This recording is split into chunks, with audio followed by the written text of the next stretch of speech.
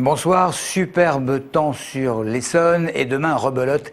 Si je puis me permettre, reste que cela ne fait pas que des heureux, la pluie est parfois nécessaire, mais surtout pour les cultivateurs, particulièrement touchés par la sécheresse, les agriculteurs sont obligés de s'adapter. Restriction d'eau oblige, impossible de trop arroser, donc certains ont placé des sondes pour comptabiliser le nombre de mètres cubes disponibles dans la nappe phréatique sans dépasser la limite autorisée, et c'est le cas de ce membre du syndicat des jeunes agriculteurs au micro de Tariq Aïnouz et de Jérémy Guillaume. Pour l'instant, c'est vrai qu'on arrive à limiter un petit peu les dégâts. Bon, aussi, pourquoi ? Parce qu'on n'a pas des températures encore très élevées. L'irrigation, c'est jamais une chose qu'on fait avec plaisir. C'est des choses qu'on fait pour un petit peu essayer de limiter les dégâts et puis aussi essayer de maintenir quand même un revenu décent pour nous autres agriculteurs.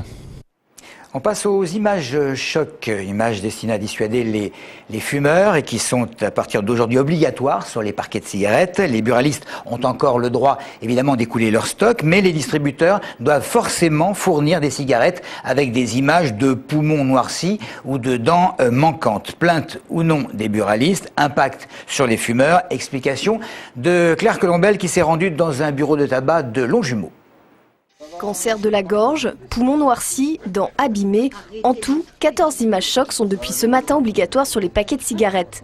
Après l'augmentation du prix du tabac, le gouvernement espère avec cette nouvelle mesure réduire le nombre de fumeurs. Certains buralistes s'inquiètent puisque la vente du tabac représente la majorité de leur chiffre d'affaires. D'autres, comme Mohamed, installé à Longjumeau depuis plus de 40 ans, relativisent. On verra d'ici quelques mois.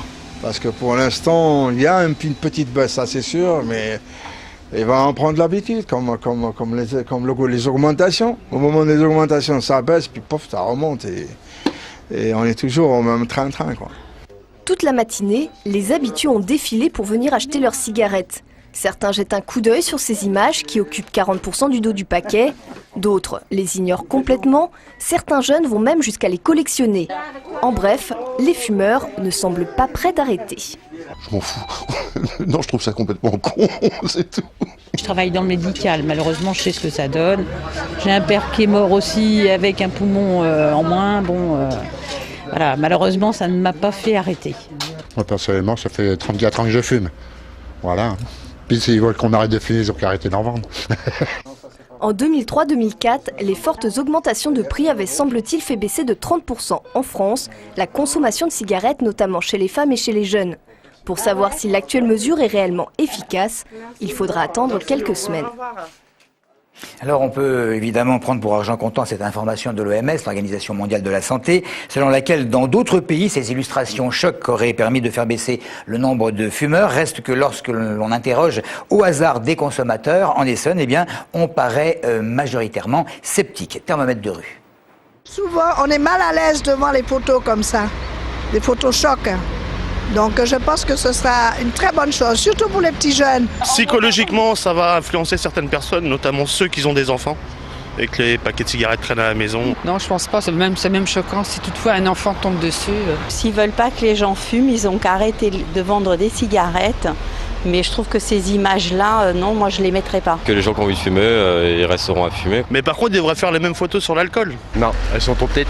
Ça va peut-être mettre un peu de frein, un petit coup de frein, mais ça va pas les gêner. Ils enlèveront les cigarettes du paquet et puis les mettront dans un autre paquet, tout simplement. Je pense qu'il y aura une habitude devant les photochocs. On a tellement de photochocs qui nous passent tous les jours à la télé que je pense pas que ça puisse être incitateur. C'est probablement avec une certaine satisfaction que l'ancien maire des Ulisses observe les réactions de certains élus du département, de quelque bord que ce soit, ayant appris qu'il allait se lancer dans la campagne des sénatoriales. Paul Loridan, puisque c'est de lui dont il s'agit, avait fait, lâché par les communistes, un petit peu moins de 8%, on s'en souvient, en 2004. Un comeback donc pour cet ancien du PS dont certains membres pourraient être tentés d'apporter leur voix à cette personnalité, alors que les problèmes de positionnement de candidature sur la liste PS pour les sénatoriales font grincer de nombreuses dents. C'est la cohue depuis plusieurs mois devant la préfecture. Les étrangers cherchant à obtenir des papiers ou à les faire renouveler sont de plus en plus nombreux à se présenter. Des femmes, des enfants font la queue pendant des heures, parfois, souvent dès 1h du matin, et ils se font bousculer. La police a dû même faire usage certaines fois de gaz lacrymogène pour disperser la foule. Christophe Garnier. Depuis que ces barrières sont apparues en début de semaine, la préfecture assure que les femmes et les enfants d'étrangers venus chercher ou faire renouveler leurs papiers se font moins bousculer. Pourtant, le scandale dure depuis plusieurs mois. Chaque matin, 400 à 500 personnes se présentent devant les grilles, parfois depuis 1h du matin pour faire la queue et obtenir un ticket. La préfecture n'en distribue que 150 par jour, tout des bousculades que la police a réprimées 2 à 3 fois seulement d'après elle, en utilisant des bombes lacrymogènes. J'étais derrière, mais j'ai reçu la bombe quand même, parce qu'ils avaient la larme qui coule, ils avaient le nez qui coulait, ils avaient mon visage qui me piquait. Il y avait 3 personnes qui étaient évanouies, il y avait une dame qui ont écrasé la dame parce qu'ils marchaient sur la dame, tellement qu'il y avait de monde. Je trouve que c'est pas normal parce qu'on n'est pas des animaux quand même, on n'est pas des chiens, on est des personnes. Pour la police, l'usage de gaz lacrymogène était indispensable pour éviter à certaines personnes d'être écrasées. On ne pouvait pas faire autrement pour disperser les personnes qui étaient bloquées. Et il y a des personnes qui étaient bousculées et qui se retrouvaient, on va dire, asphyxiées ou qui pouvaient recevoir des coups ou être écrasées, ou piétinées même. Il faut y être et voir la situation où ça crie de tous les côtés, où ça pousse de tous les côtés, où il y a des gens dans le public et des policiers qui sont acculés et qui sont poussés. Et ça, on ne peut pas l'accepter aujourd'hui. Il s'agissait de protéger des usagers qui attendaient depuis 3 heures contre certains, très minoritaires, qui venaient prendre leur place. Depuis la fermeture du service dans certains commissariats, la préfecture est débordée. Elle n'a pourtant ouvert que 3 à 6 guichets. Les autorités renvoient vers Internet. Elle n'envisage pas d'augmenter le nombre de fonctionnaires pour accueillir les étrangers.